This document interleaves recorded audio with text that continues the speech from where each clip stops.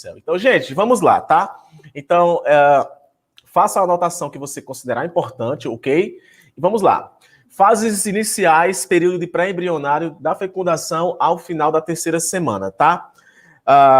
Como eu falei agora há pouco, a gente vai dividir essa aula em duas, então o slide que você recebeu é bem provável que ele tenha a aula completa, se eu não me engano, tá? Vamos ver aqui, vamos ver até onde eu vou. Até onde eu vou, para, e amanhã a gente continua para a parte 2. Ok, pessoal? Pessoal, nós somos organismos que não nascemos da cegonha, nós nascemos de uma reprodução. Eu não nasci da cegonha. Rafael, provavelmente, que é um titã, Attack on Titan, nasceu aí. Tu nasceu onde, Rafael? Pelo amor de Deus. Eu nasci das esferas do dragão. Eu sou Então, me diga só Shenlong. uma coisa. Tua mãe teve tu por parto normal ou por parto cesariano? Cesárea. Eu também nasci por cesariana. O Cesárea, médico... porque na época ela tinha um cisto também. Um cisto placentário. E aí tinha que fazer cesárea. Não dava pra ser normal, não. Mamãe disse que o médico, quando eu nasci, me colocou numa jaula e disse que se nascesse rabo, podia matar. Ainda bem que não nasceu rabo, eu estou aqui vivo.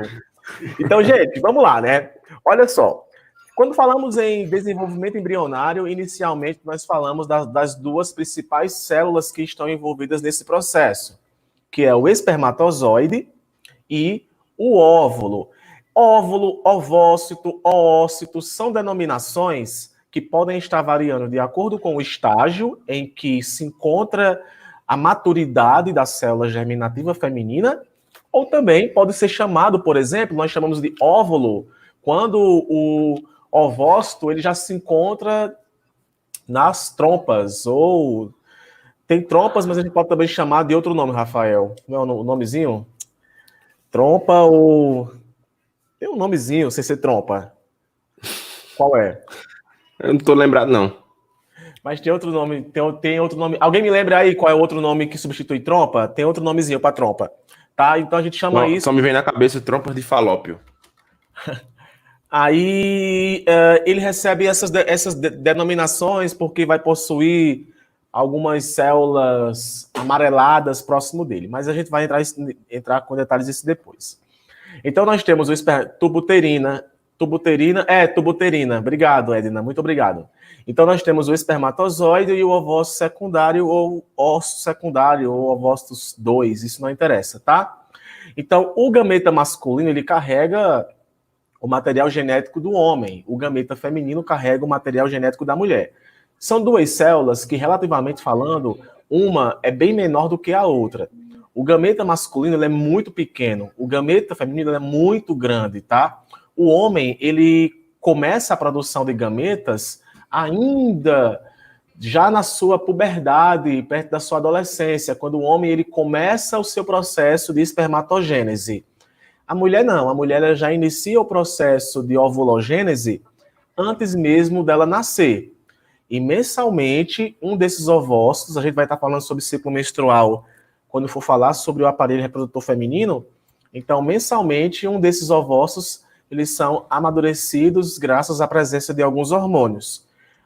Até chegar um momento em que a mulher não vai ter mais esses ovos, vai entrar numa fase que nós chamamos de climatério, até a mulher entrar na menopausa, que é quando a mulher ela sai de uma fase reprodutiva e entra novamente numa fase infértil. Como assim, Patrick? Novamente numa fase infértil? Porque a mulher já esteve infértil antes, tá? A mulher, ela tem o seu primeiro ciclo ovariano lá por volta...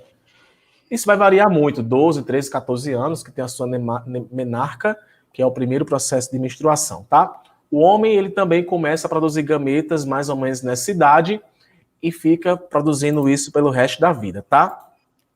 Eu tenho aí o gameta masculino, que é um gameta, que é uma célula, tá? Patrick, por que essa célula é assim? Porque essa célula passou por um processo que nós chamamos de espermiogênese. Espermiogênese é uma coisa, espermatogênese é outra. A espermatogênese é o processo de produção do espermatozoide, que passa por etapas, tá?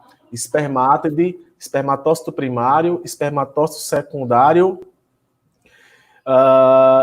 Espermatogônia, espermatócito primário, espermatócito secundário espermátide e depois espermatozoide. Calma que você não tem que saber disso, tá?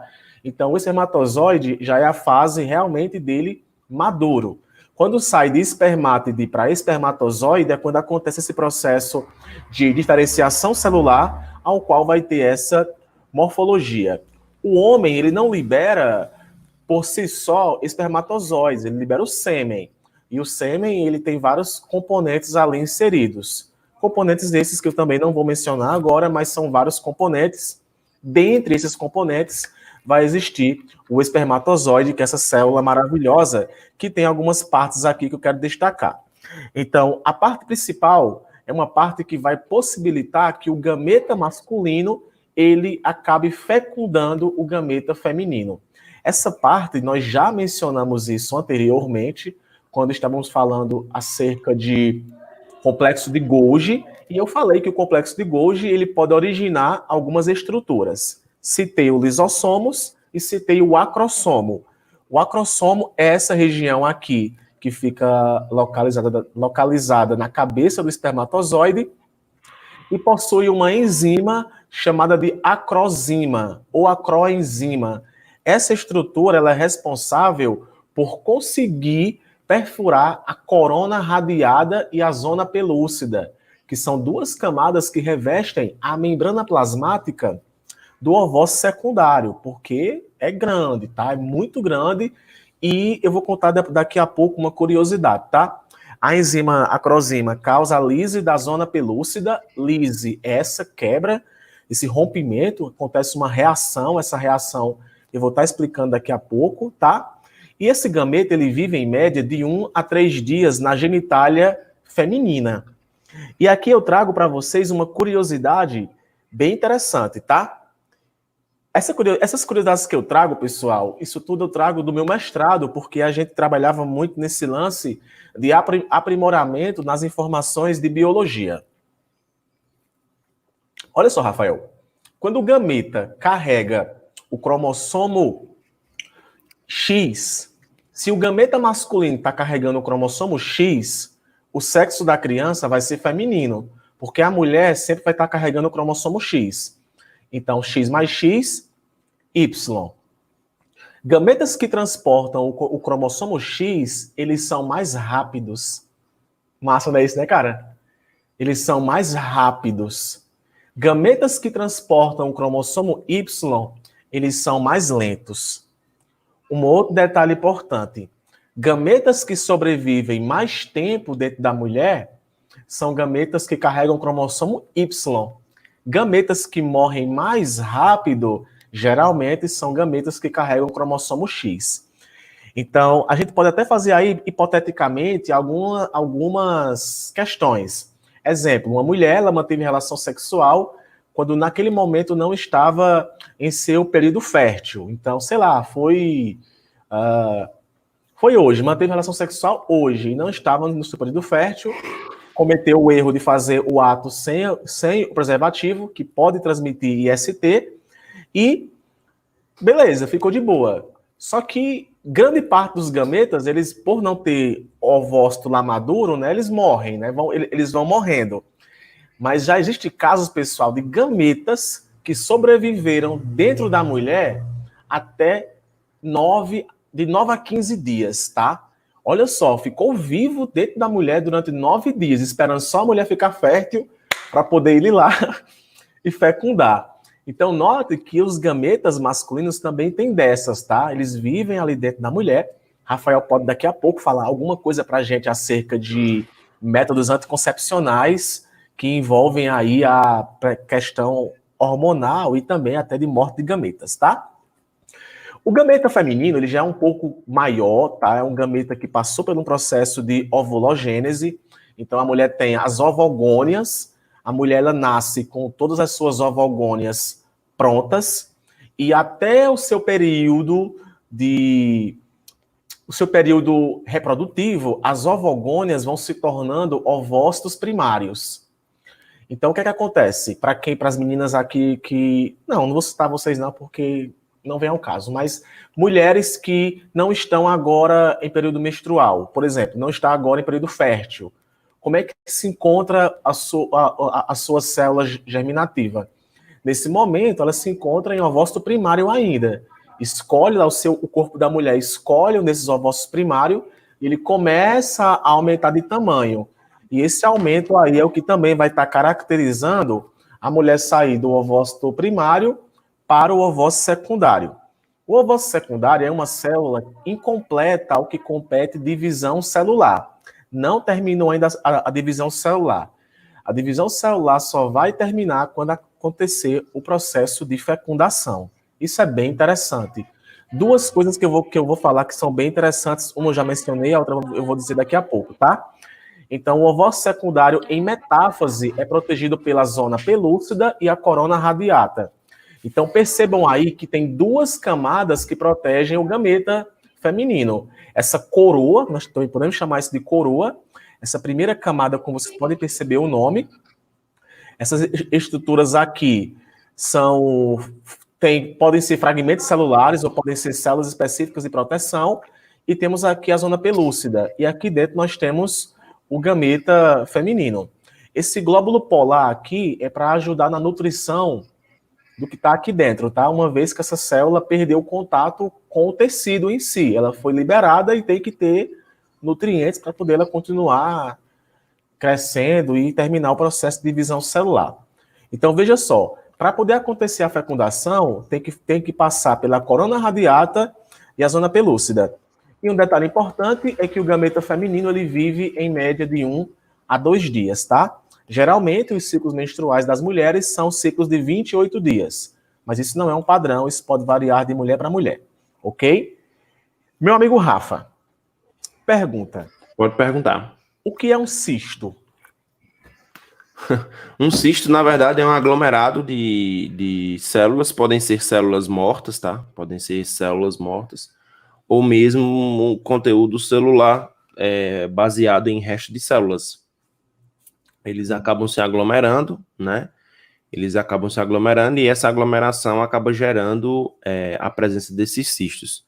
Os cistos, eles podem ser classificados de acordo com o seu conteúdo. Existem os cistos sebáceos, que são aqueles que têm acúmulo de sebo. Existem os cistos celulares, que têm acúmulo de células, né? E existem os cistos purulentos, que têm acúmulo de pus. Esse pus, a gente sabe que é dejeto de macrófago, né? Que destruíram células, e eles acabam se acumulando, gerando esses cistos, tá? Rafael, certa vez eu escutei de um médico dizendo que toda mulher tem cisto no ovário. Uhum. É verdade, assim, os cistos, eles... É porque, assim, como você falou, o ovócito secundário, ele é uma célula imatura. Então, essa célula de maturação, ela depende de descargas hormonais. É por isso que a gente, quando fala do período menstrual feminino, a gente precisa entender toda a relação entre o período menstrual dela e, obviamente, as taxas hormonais em cada uma das partes do período. Por quê? Porque essa determinação hormonal é que vai determinar o processo de maturação do ovócito, né? Partindo do ovócito primário até chegar no ovócito secundário. No ovócito secundário. O que acontece, Patrick? Acontece que, muitas vezes, essa desregulação hormonal faz com que se insiram cistos, pequenas protuberâncias nos ovários como um todo, por uma má descarga hormonal, por fatores genéticos, enfim, que se apresentam ali. Quando esses cistos eles se apresentam em grandes quantidades, aí a mulher tem o ovário policístico, que é onde você tem problemas, e obviamente vai depender o ovário vai crescer e a quantidade de cistos vai ser muito grande, isso vai impedir a maturação dos ovócitos. Claro que é óbvio que esses cistos aparecem na sua pele mesmo, se você olhar na sua pele, às vezes você não tem espinha, você tem pequenos cistos sebáceos na sua pele. É a mesma coisa que acontece, entre aspas, né, no ovário. Você vai ter esses cistos presentes. A diferença é que quando uma mulher não tem um ovário policístico, ela tem esses cistos em pequenas quantidades que não vão interferir em nada na maturação das células germinativas. Muito bem. Pessoal, vamos jogando as perguntas aí que a gente vai responder tudo isso daqui a pouquinho. Ok? Eu quero agora esclarecer uma grande dúvida que grande parte da população tem. Patrick, quando é gêmeos, é porque aconteceu de dois gametas fecundarem um ovócito da mulher? Não, isso é impossível, tá? A fecundação, ela acontece exclusivamente entre um gameta feminino e um gameta masculino. Se a mulher amadurecer dois ovócitos, galera, 6 milhões de gametas está dentro da mulher. Então é muito provável que vá acontecer a fecundação desse outro gameta. Então, esses dois gametas acabam fecundando os dois ovócitos que a mulher possui que estão maduros no corpo dela. Pergunta: esses gêmeos vão ser iguais? Não. O que é que eles vão ter de igual? Nada. Vão ser só filho da mesma mãe, igual o irmão mais velho ou o irmão mais novo. E vão nascer no mesmo dia. O que vai ter em comum entre eles é que eles vão nascer no mesmo dia. E vocês devem saber disso muito bem. Porque eu e Rafael, nós explicamos o processo de meiose e falamos para vocês que a meiose acontece para produzir gametas. E duas coisas acontecem que geram variabilidade. Vamos lembrar? Separação de cromossomos homólogos e crossover. Graças à separação de cromossomos homólogos e o crossover, os gametas femininos e masculinos, eles são diferentes. Então, é impossível que tenha alguém igual a mim, fruto da fecundação de um outro gameta do meu pai com outro da minha mãe. Agora, pode acontecer, como daqui a pouco eu vou mostrar, de, após a fecundação, o zigoto, que é a primeira célula proveniente do processo de fecundação, pode acontecer, galera, dele sofrer um processo de divisão. Quando isso acontece, nós chamamos isso de gêmeos idênticos, siameses, ou também chamados de gêmeos univitelínicos, porque vão compartilhar da mesma placenta. Esses gêmeos têm um patrimônio idêntico um ao outro e sempre são do mesmo sexo, porque afinal foram o gamete do pai, foi um gamete do pai com o da mãe, então era o que eles carregavam, então sempre vão ser do mesmo sexo. Pode acontecer de, durante o processo de separação desses gametas, a separação não ser completa e os gêmeos serem gêmeos chifópagos. Eu não coloquei a imagem aqui para não gerar aquele certo desconforto, mas realmente fica uma situação bem anomálica, porque parte do corpo fica pregado. Pode ser a cabeça, pode ser o busto, pode ser as costas, tá? Você depois pode pesquisar isso pela internet. Uma outra coisa interessante é que a fecundação, ela geralmente acontece na primeira semana, só que isso requer diversos tipos de fatores. Um deles é a mulher estar em seu período fértil. A mulher tem que estar fértil para isso aqui acontecer. Então, a gente vai levar, a partir de agora, a gente vai levar em consideração que a mulher esteja fértil e que, de fato, aconteceu o processo de fecundação. Patrick, eu venci uma corrida? Não, você não venceu uma corrida.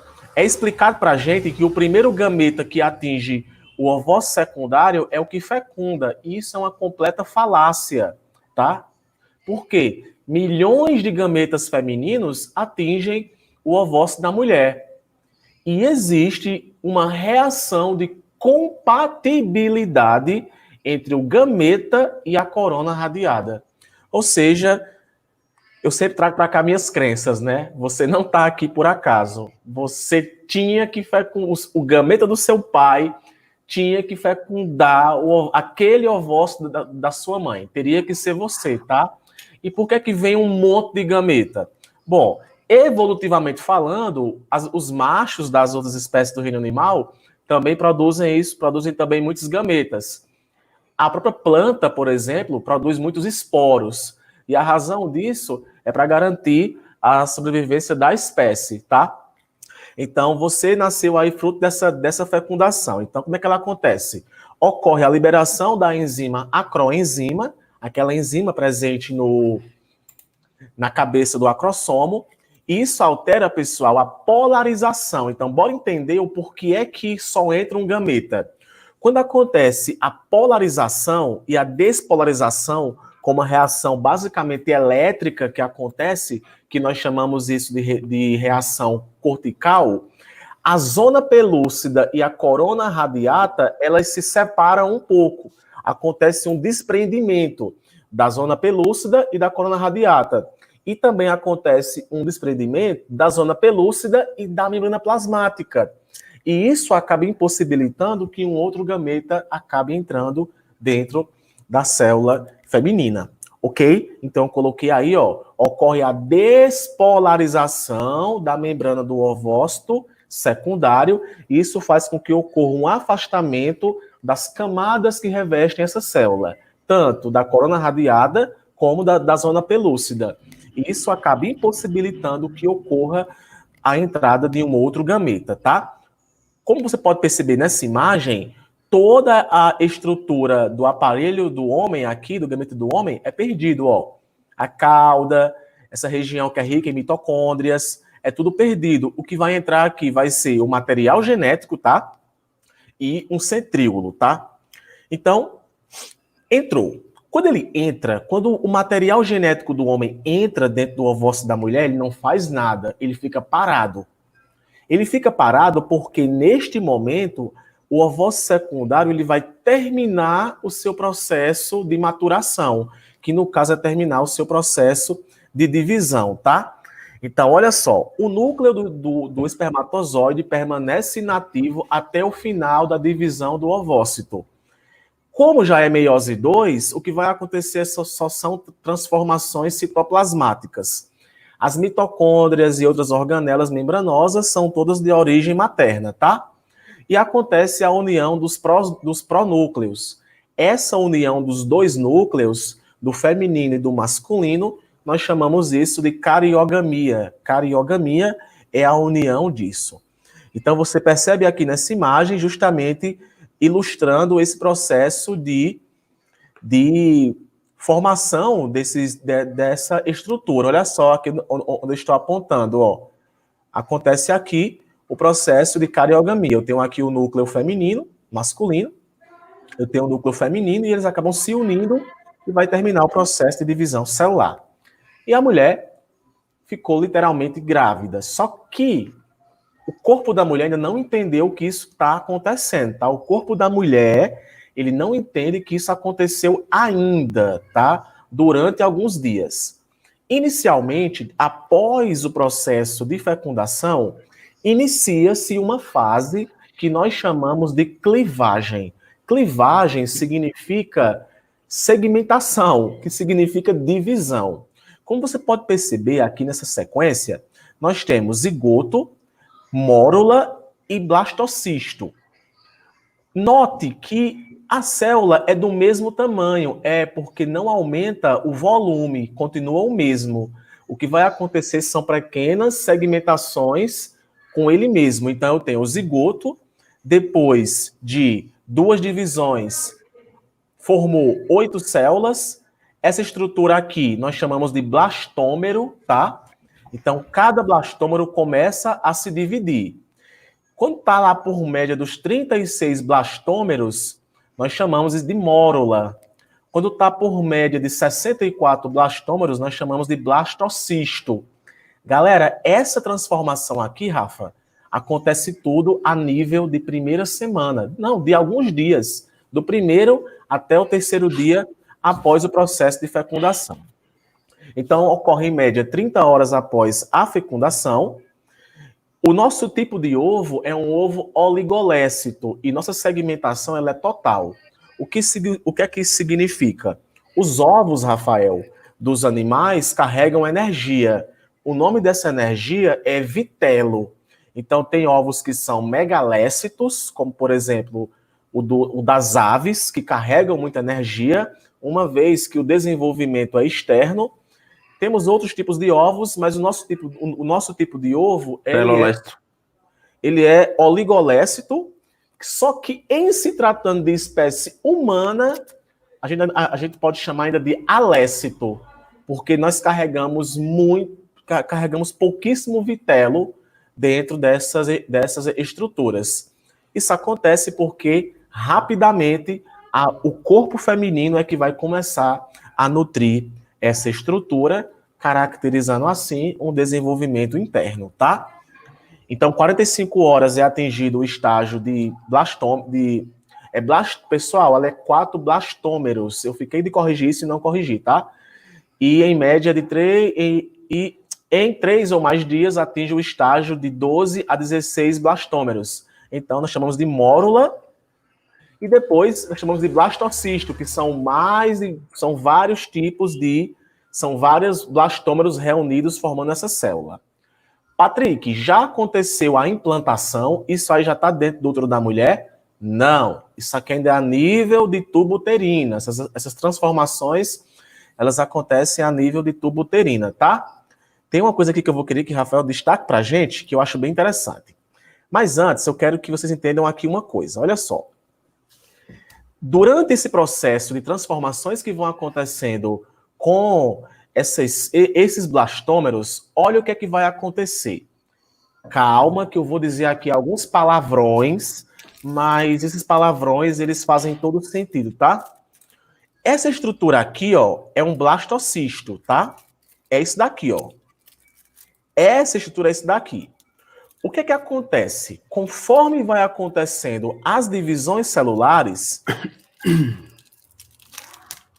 as células começam a se compactar nessa estrutura aqui. E um líquido começa a preencher essa estrutura aqui. Acompanhe o mouse, senão você se perde. Então, as células, os blastômeros, eles começam a se compactar nesta região. E essa região que está ficando sem blastômero, a gente chama isso de blastocele. Essa região que os blastômeros estão compactados, nós chamamos isso daqui de embrioblasto. E essa camada de blastômeros que revestem essa estrutura, nós chamamos de trofoblasto.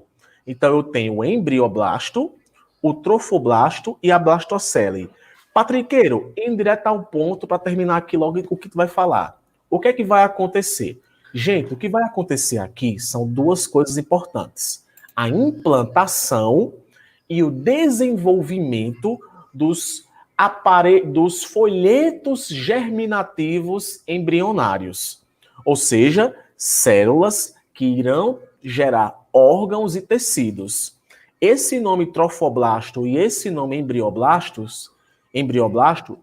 e também até a blastocele, são fundamentais para o aparecimento da ectoderma, mesoderma e endoderma. Contextualizando aqui um pouco o assunto, olha só que interessante.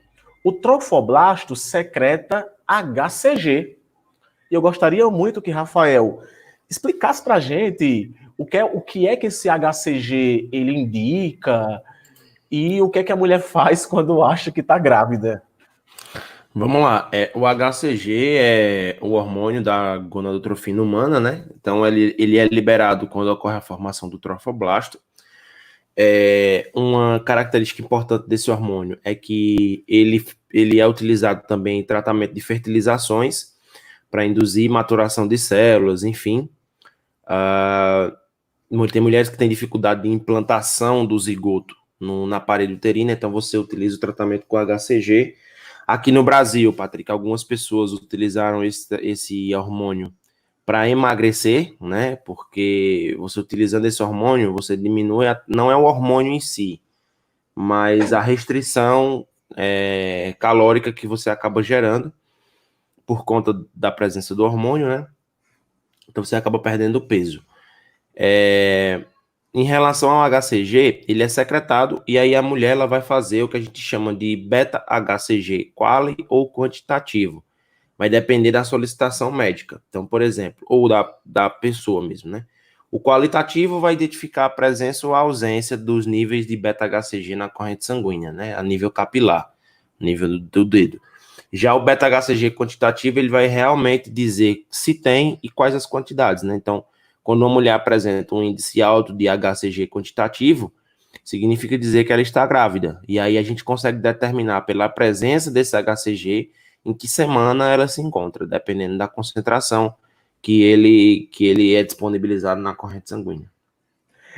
Ó, interessante que eu tava vendo, eu adoro ver esses vídeos antigos, e antigamente, para saber se a mulher estava grávida, isso aí lá, há muito tempo atrás, é claro, né?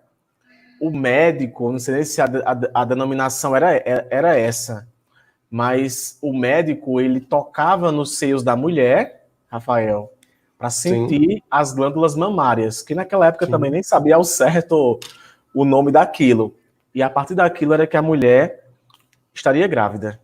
Sim, existe também espessamento do muco vaginal, temperatura vaginal, mas infelizmente não são métodos seguros para identificação da gravidez, ou mesmo do período Ó, fértil. Rafael, pessoal, essa palavra que Kailane colocou, Rafael vai estar falando sobre ela e eu também. Só que eu e Rafael, a gente não pode mencionar esse nome no vídeo.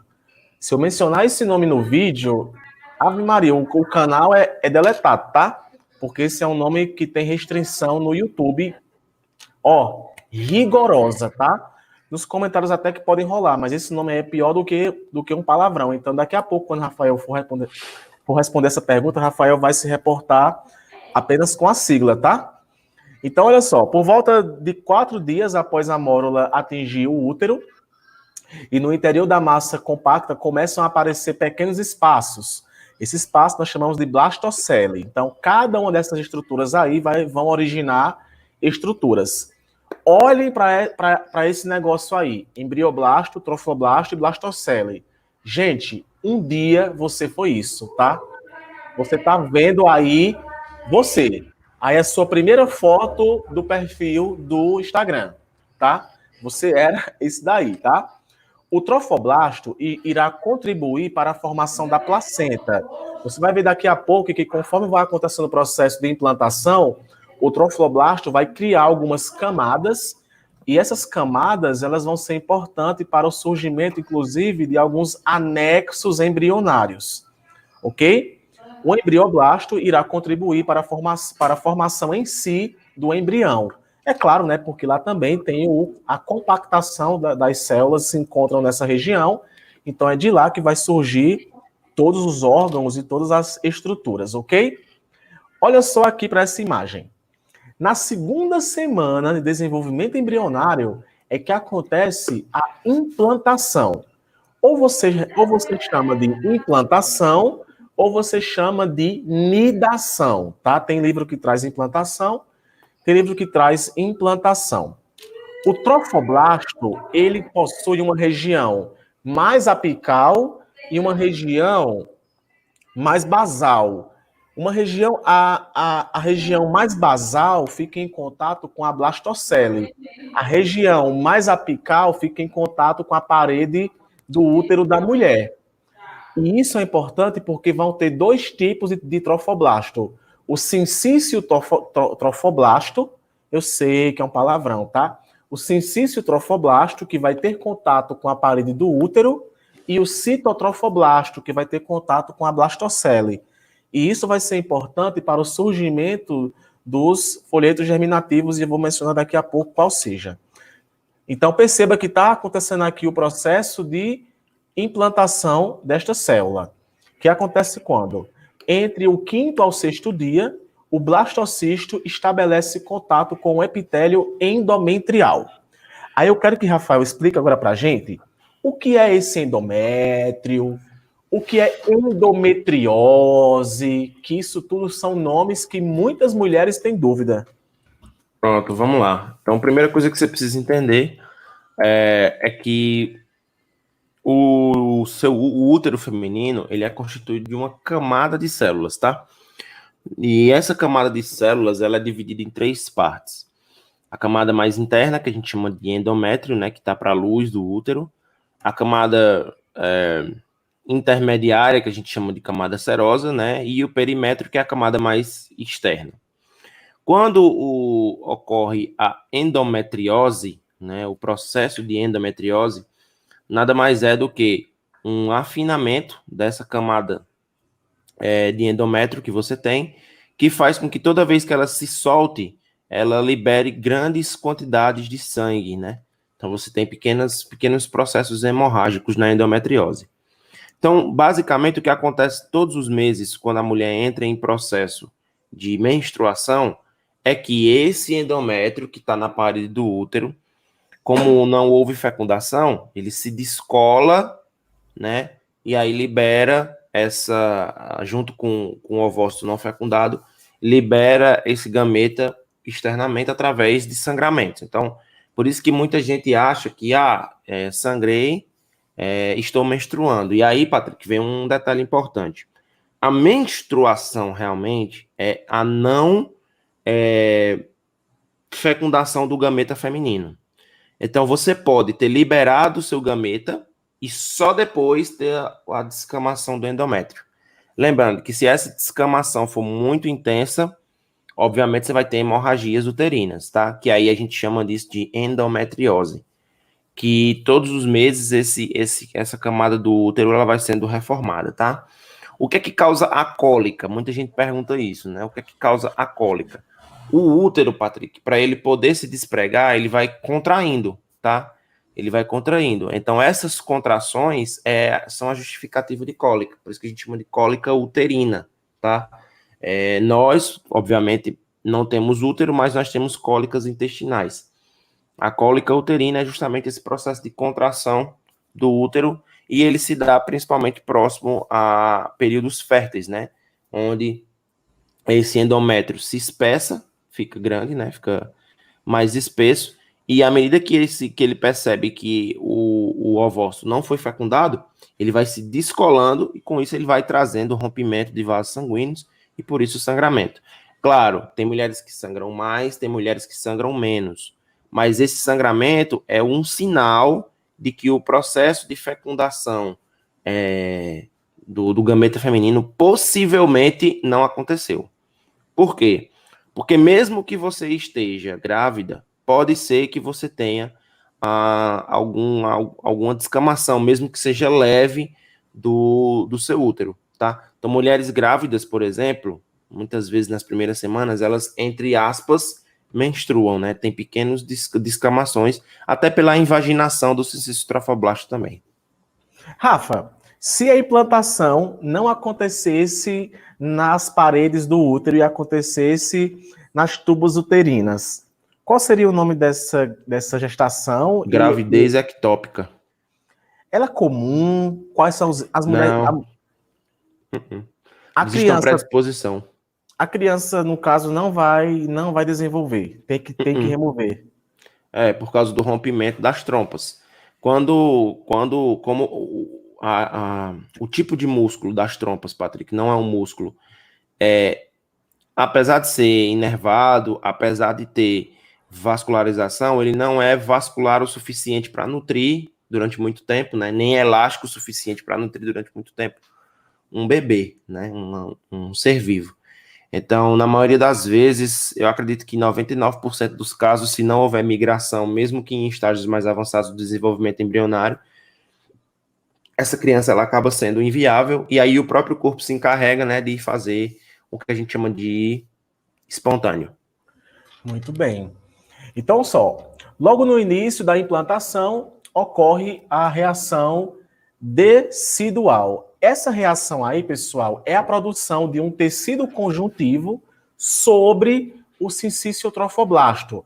Eu vou estar mostrando o que é o sincício trofoblasto daqui a alguns segundos, mas é uma camada de tecido conjuntivo inicial que vai possibilitar a nutrição. Gente, isso aqui é uma pessoa, tá? Que está se desenvolvendo, então tem que comer, né? Então essa energia vai vir da onde? Então, rapidamente, isso aí tem que ser nutrido, tá? E essa reação decidual, que é proporcionando esse desenvolvimento de um tecido conjuntivo, é que vai levar à nutrição dessa célula, tá ok? E o trofoblasto começa a mostrar modificações. E são essas modificações que eu quero mostrar aqui para vocês, tá? Aqui é a mesma imagem que você viu agora há pouco, só que você está vendo ela sobre uma outra perspectiva. Entrou mais. Note. E lembra que eu falei que olha para o mouse, não lê os nomes, tá? Senão você se perde nas informações. Essa camada que reveste aqui todo o embrião, a gente vai chamar isso aqui de embrião, essa camada aqui nós chamamos de trofoblasto, tá? Essa parte do trofoblasto que fica em contato com o útero, nós chamamos de sincício trofoblasto. Sincício, para mim, para Rafael e para quem já estuda, não é um nome tão raro. Sincícios são células multinucleadas, tá? Pode até anotar quem não sabia disso. Um sincício é um agregado de células que tem vários núcleos. Então, aqui eu tenho o sincício trofoblasto, que são essa região aqui do trofoblasto, e eu tenho o citotrofoblasto, que é essa parte aqui, ó, que está apontando aqui com a setinha, essa parte aqui mais interna. Conforme vai acontecendo a implantação, lembra aqui do embrioblasto, tá? Olha aqui, ó, eu estou apontando o embrioblasto.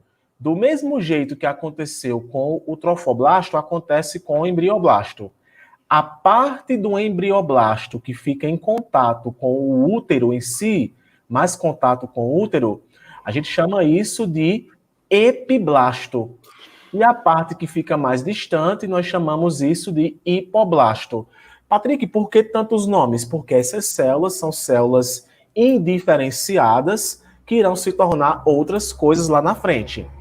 E aqui, pessoal, você está vendo aqui, ó, que uma camada começou a aparecer aqui. Essa camada aqui, nós chamamos isso aqui de cavidade amniótica. E essa cavidade amniótica, ela é importante para a produção do âmnion. E o âmnion é um dos folhetos anexos embrionários que vai ser importante para a nutrição e também para a proteção do que vai estar sendo desenvolvido. Só que amanhã que eu vou estar falando para vocês o que são cada um desses folhetos e como eles agem, tá? Quero que vocês entendam aqui o processo de implantação. Ok? Então, olha só, o embrioblasto tem essas partes que eu falei para você, do epiblasto e do hipoblasto. E olha só, durante a segunda semana, era no singular e ficou no plural, desculpe. Durante a segunda semana, o epiblasto, bora aqui olhar para o epiblasto, ó. O epiblasto se desloca pelo acúmulo de fluidos formando a cavidade amniótica, que foi isso que eu falei para vocês, tá? E o que é que vai acontecer? O epiblasto, ele vai se diferenciar no ectoderma primitivo. O ectoderma é um folheto embrionário que vai estar dando origem aos tecidos e órgãos específicos, tá? Então, qual é o primeiro folheto germinativo que aparece? A ectoderma. E ele vem a partir de qual estrutura? Do epiblasto. O que é que ele vai gerar? Tenha calma. Não vai acontecer ainda a diferenciação dele, só acontece isso na terceira semana. Então aqui eu quero que você entenda que o epiblasto deu origem à ectoderma primária ou primitiva. Olha só, com a nidação por completa, nós chamamos isso aqui de embrião bilaminar. Então bora aqui entender. Em torno de 8 dias... Pessoal, essas informações, para quem tem dúvida, é de um livro que Rafael me deu, de embriologia. Lembra, Rafael, que me deu esse livro? Rafael me deu um dos melhores livros de embriologia da minha vida. Eu tenho tanto ciúme desse livro que ele não fica nem ali, ele fica nas minhas coisas. E é um livro fantástico. Agora, eu não me lembro qual é o título do livro, Rafael. Embriologia. Mas embriologia, não sei se é clínica, mas, pessoal, o livro traz passo a passo o que acontece. Por isso que talvez você se surpreenda pelo fato de eu ter tanto domínio desse conteúdo, porque eu literalmente comi aquele livro quando ele me deu. Então, em torno do 8º dia, em torno de 8 dias, células do hipoblasto migram para a superfície interna do citotrofoblasto, que é a camada interna lá do embrioblasto, e em 12 dias surge a membrana de Elzer, delimitada pela cavidade blastocélica, formando o saco vitelínico. O saco vitelínico também é um anexo embrionário que vai ter uma função posteriormente, tá? E olha só, essa membrana de Elzer, ela é importante para produzir a endoderme extraembrionária. Aí aqui eu queria fazer um destaque para uma coisa muito importante. Nós temos 3 folhetos germinativos: ectoderma, endoderma e mesoderma. Perceba que quem primeiro surge é ectoderma, depois surge endoderma, e lá na frente é que vai surgir a mesoderma. Patrick, porque eu achava que era ectoderma, mesoderma e endoderma. Não, primeiro vem a ectoderma, depois surge a endoderma e, por fim, a mesoderma. E uma coisa importante, nós somos animais triblásticos. Animais triblásticos são animais que possuem 3 folhetos germinativos. Por isso que nós temos esse tanto de órgão, tá? E todo animal não é assim, não? Não, tem animais que não têm folhetos germinativos e tem animais que são diblásticos. Só possui a ectoderma e a endoderma. Se possui só ectoderma e endoderma, logo vai ter ausência de alguns sistemas e de alguns órgãos. Beleza? Então, essa membrana de Elzer, ela vai estar dando origem a essa endoderma extraembrionária. Isso tudo está acontecendo na segunda semana. Rafael, qual é a probabilidade de uma mulher saber que está grávida na segunda semana? Rapaz, existem testes hoje de gravidez que já têm uma acessibilidade boa, Patrick, para a primeira e segunda semana. Uma mulher que tem um ciclo menstrual muito regular, ela consegue perceber sim, viu? Consegue sim. A minha irmã descobriu que estava grávida, gente, e agora que ela está gestante agora, ela descobriu no 3º mês e meio. Olha só. E tem mulheres, né, Rafael, que só descobre que está grávida no dia do parto. Né, Rafael? Já viu essas? A mulher está com 6 meses e descobre que está grávida. E isso aqui tudo aconteceu na segunda semana. Isso aqui tudo já está se desenvolvendo dentro da mulher, essa futura criança, tá?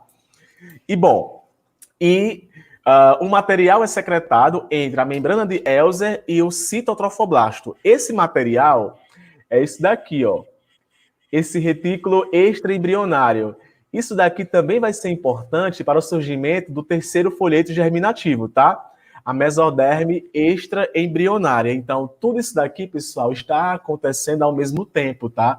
Também não é assim não, viu? Produziu ali a ectoderma e bora esperar. Aí agora é endoderma e depois é mesoderma. Não, acontece tudo isso aqui, gente, em fração de horas, tá? E tudo ao mesmo tempo. E percebam aqui, rapazes e moças, que o embrião entrou por completo dentro da mulher. Aí aquele negócio lá que as mulheres fazem de forma voluntária é retirar essa estrutura aqui daqui de dentro. Rafael, isso é fácil? Não. Isso é muito difícil, tá? Muito difícil mesmo. E por fim, ainda no final da segunda semana, são formadas vilosidades cariônicas primárias. Coriônicas, perdão. Essas vilosidades estão aqui, ó, próximo ao cincício trofoblasto. E isso daqui, pessoal, vai ajudar ainda mais para o processo de nutrição dessa estrutura, tá? Você percebe que está entrando, né? Eu coloquei slides que está mostrando literalmente a nidação mesmo. Então aqui nós já temos o embrião literalmente dentro do corpo da mulher e as estruturas que eu queria que vocês conhecessem já foram formadas, que é a ectoderme, a mesoderme e a endoderme. Então, só repetindo, a ectoderme ela veio lá do hipoblasto, tá? A membrana de Elzer deu origem a... Só voltando aqui para a gente poder lembrar. A ectoderme ela veio do epiblasto, tá? A membrana de Elzer deu origem ao endoderme e esse material que foi secretado entre a membrana de Elzer e o citotrofoblasto deu origem à mesoderma extraembrionária, tá? E, gente, a boca de uma pessoa, o celoma, essas coisas tudo vão aparecer isso aí daqui a pouco, tá?